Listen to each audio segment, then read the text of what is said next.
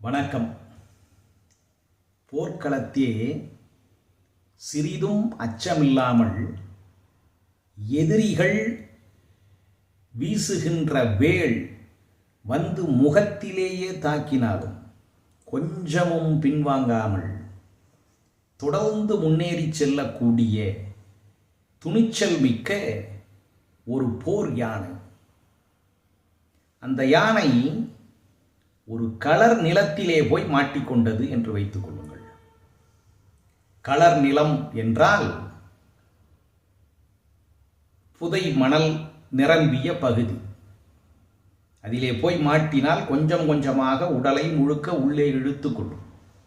அப்படிப்பட்ட இடத்திலே ஒரு யானை மாட்டிக்கொண்டால் சாதாரண சிறு நரி அந்த யானையை வென்றுவிடும்.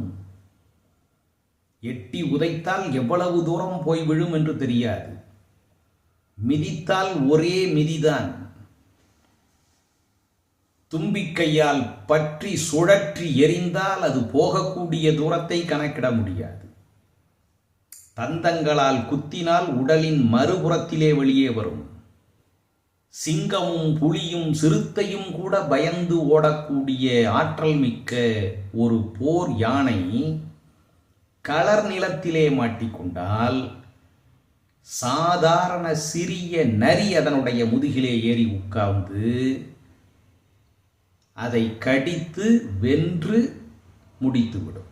அந்த சின்னஞ்சிறு நரியின் வெற்றிக்கு காரணம் அதன் வலிமையா அல்ல, யானை போய் சிக்கிய இடம். இடனறிதல் என்ற அதிகாரத்திலே வள்ளுவர் கூறுகின்றார், காளாள் களரின் நரி அடும் கண்ணஞ்சா வேளால் முகத்த களிறு.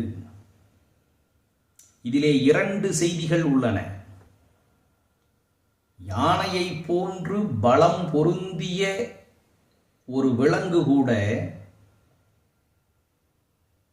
தன்னுடைய வலிமை பயன்படாத களர் நிலத்திலே மாட்டிக்கொண்டால் சிறிய நரியிடம் தோற்றுவிடும்.